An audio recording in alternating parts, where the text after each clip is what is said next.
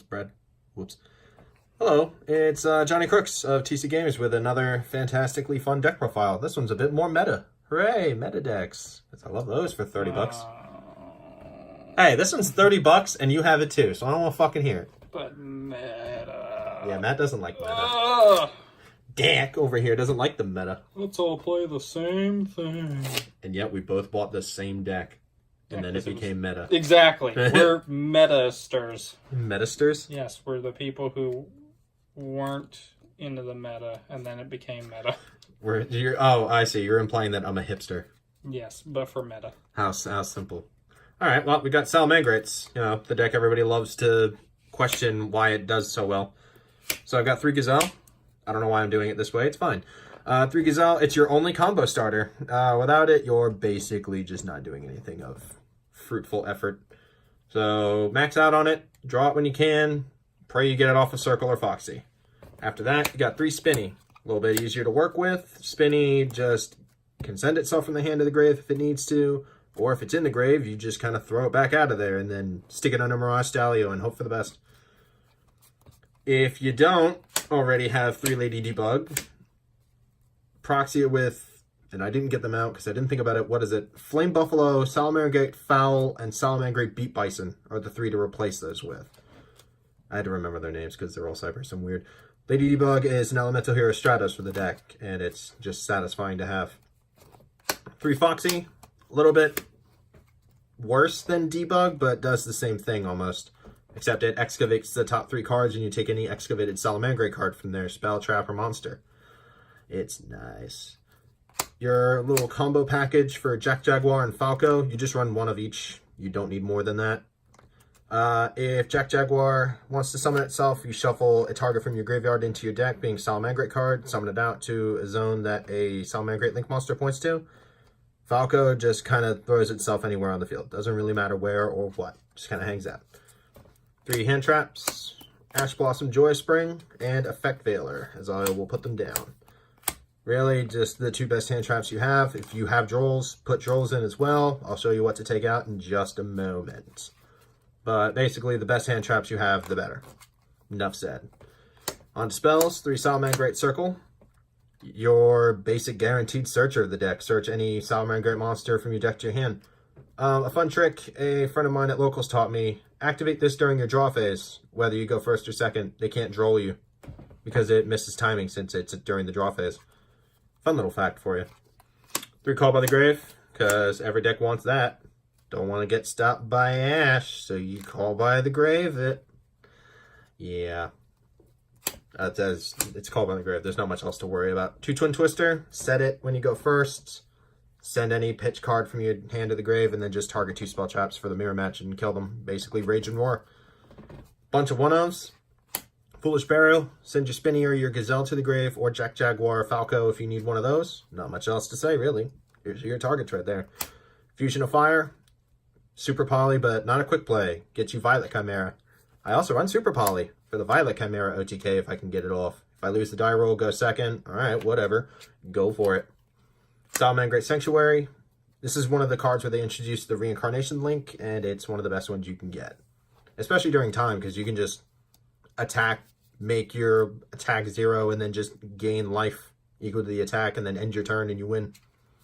Because most of the time you'll just take more life than you lost, so it usually benefits you.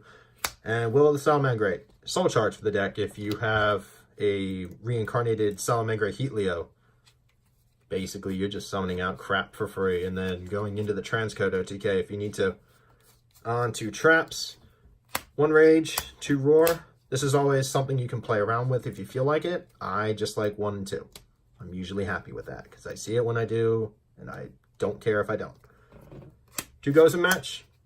I'm siding between this and Rivalry of Warlords, main and side. I don't have a completed side deck for this, so just main and then side deck is your personal preference for this one. Basically, just you control 1 attribute of monster. These are all fire. You just control fire. A lot of rainbow decks really don't like that. And finally, 2 Solemn Strike. Take these out if you have Droll. This and just Foolish Burial, you can usually take that out, or the Super Poly, and then put Super in the side. yeah, it's really, you just take those 3 cards out because you don't need them at that point. I just have the Solemn Strikes because I don't feel like meaning the Drolls right now. They're being used in a different deck. As I crunch all that together. Ooh! Look at how satisfying that was. Throw it over there. Don't look over there. You said throw it over there. I said throw it over there, not you. Onto this extra deck. Almost said the side deck. I don't have one. 2 Banelinks. It was 3. 3 was unnecessary. I took it down to 2. Most of the time I only ever have to have 1 in there anyway. It's your main excuse to get Gazelle out on the field or Spinny into the graveyard if you need to. Up next, 1 Mirage Stalio. I had it at 2, but I never went into the second one unless the grind game called for it, but I never got that far. Because I usually just kill them quickly and it was satisfying for me.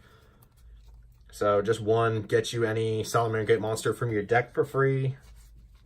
It's basically just MX Saber Invoker in 2019. There's not really much else to say about him. He's just amazing. Up next, we have a $10 rare. Basically, why he's so important is because you can use his effect every turn, and he'll most likely just never die, even though he's only 1800 attack. Link 2s are weird. I don't understand how they just don't die. But on to the big boss. I have 2 different arts of Heatleo. I just use it for me, so I know if it's been reincarnate linked or not.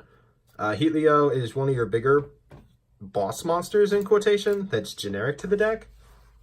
Basically, when he's linked summoned, you target a card in your opponent's spell trap zone, shuffle it into the deck, or if it's reincarnate linked, you can make the attack of an opponent's monster the attack of a monster in your grave. So you just make it like 0 if you have Ash, or using Salamangreat monsters, excuse me. So you'll just take your Spinny and then make them like 500 attack. It's really nice if you just need to run over it. Now we have generics and then a set of fusion monsters.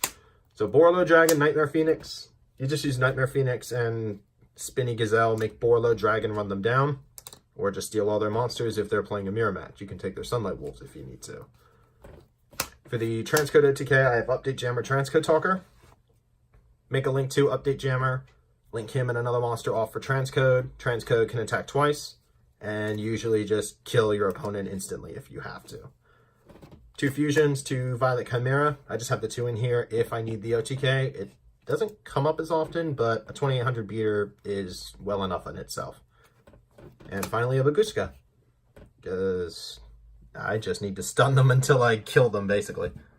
It's just way too satisfying to just sit them there, realize they're not playing a link heavy deck, and then just watch them cry. And it also stuns their Gazelle if they try to mirror match you, so it works in swings and roundabouts. But that is the deck profile. I hope you enjoyed. Again, side deck is personal preference. Be sure to like, comment, subscribe, and Johnny Crooks is a nub this time. There you go. Yeah. Yeah, bye.